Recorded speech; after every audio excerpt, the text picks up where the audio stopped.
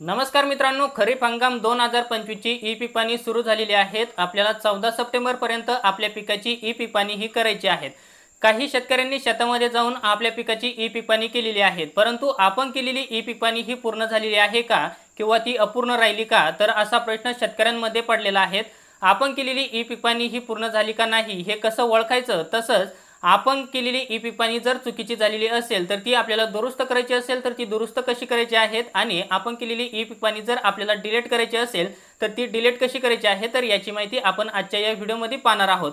परंतु मित्रांनो, तुम्ही जर या चॅनलवरती पहिल्यांदा आला असाल तर चॅनलला सबस्क्राईब करून ठेवा, जेणेकरून तुम्हाला अशाच नवीन शासकीय योजनांचे तसेच ऑनलाईन फॉर्म रिलेटेड माहिती मिळत राहील। आपण केलेली ई पीक पाणी ही पूर्ण झाली का किंवा ती अपूर्ण राहिली का हे जर बघायचं असेल तर तुम्हाला इथं 6 नंबरचा ऑप्शन देण्यात आलेला आहे, गावचे खातेदाराची पीक पाहणी। तर तुम्हाला या ऑप्शनवरती टच करायचं आहे। इथं टच केल्यानंतर आपल्या गावातील जेवढे शेतकऱ्यांनी ई पीक पाणी केलेली आहे तर तेवढ्यांची नावं इथं देण्यात आलेली आहे। तुम्ही बघू शकता कोणत्या शेतकऱ्याची ई पीक पाणी ही पूर्ण झालेली आहेत आणि कोणत्या शेतकऱ्याची ही ई पीक पाणी अपूर्ण आहेत। आता ज्यांची ई पीक पाणी झालेली आहे तर त्यांच्या नाव हे हिरव्या कलरमध्ये देण्यात आलेलं आहे, ग्रीनमध्ये त्याचं नाव आहे, आणि ज्यांची ई पीक पाणी ही अपूर्ण आहे तर त्यांच्या नावाचा बॅकग्राऊंड हा व्हाईट आहे।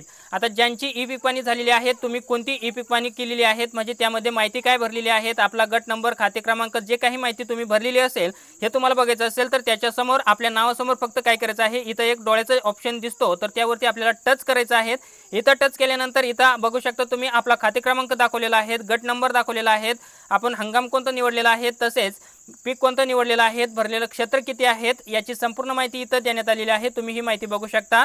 जर मित्रांनो ही माहिती तुमच्याकडून जर भरताना चुकलेली असेल, ती तुम्हाला दुरुस्त करायची असेल किंवा डिलीट करायची असेल तर तुम्हाला सिंपल मागे यायचं आहे।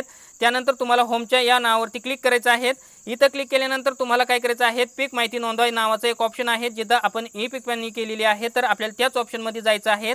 पीक माहिती नोंदवा या नावाच्या ऑप्शनवरती क्लिक करायचं आहे। इथं पीक पेरणी माहिती भरा, त्याच्या समोरचा दुसरा ऑप्शन आहे पिकाची माहिती पहा, तर आपल्याला या ऑप्शनवरती टच करायचं आहे। इथं सुद्धा आपल्याला सेम माहिती दाखवली जाईल, आपला खाते क्रमांक दाखवला जाईल, गट क्रमांक दाखवला जाईल आणि पीक कोणतं निवडलेलं आहे ते दाखवलं जाईल, एकूण क्षेत्र भरलेलं किती आहे ते दाखवलं जाईल आणि आपण निवडलेला हंगाम दाखवला जाईल, त्यानंतर लागवडीचा दिनांक किती केलेला आहे आपण, तर याची संपूर्ण माहिती इथं दाखवली जाईल। आता इथं जर तुम्हाला तुमची माहिती ही चुकीची झालेली आहे, तुम्हाला ती दुरुस्त करायची आहे किंवा ती डिलीट करायची आहे तर इथं 2 ऑप्शन येतील। परंतु मित्रांनो माझ्या केसमध्ये हे ऑप्शन आले नाहीत, कारण हे ऑप्शन फक्त आपल्याला ई पीक पाणी केल्यानंतर 48 तासापर्यंतच मुदत राहते। आपण 48 तासाच्या आत आपल्याला जर ई पीक पाणी ही दुरुस्त करायची असेल तर ती दुरुस्त करू शकतो किंवा ती डिलीट करायची असेल तर डिलीट करू शकतो। तुम्ही 48 तासाच्या आतमध्येच तुम्हाला बघायचं आहे तुमची ई पीक पाणी ही चुकीची झालेली आहे का बरोबर आहे। ती जर चुकीची झाली असेल तर तुम्हाला 48 तासाच्या आतमध्येच ती तुम्हाला चेंज करायची आहे, दुरुस्त करायची आहेत किंवा ती डिलीट करायची असेल तर ती डिलीट करू शकता, परंतु 48 तासाच्या आतच। अशा पद्धतीने तुमच्या पिकाची ई पीक पाणी तुम्हाला दुरुस्त करायची असेल तर तुम्ही करू शकता, किंवा तुमच्या पिकाची ई पीक पाणी तुमची झालेली आहे का नाही किंवा ती अपूर्ण आहे की पूर्ण आहे हे जर तुम्हाला बघायचं असेल तर तुम्ही अशा पद्धतीने तुमच्या पिकाची ई पीक पाणी पूर्ण आहे का नाही हे चेक करू शकता।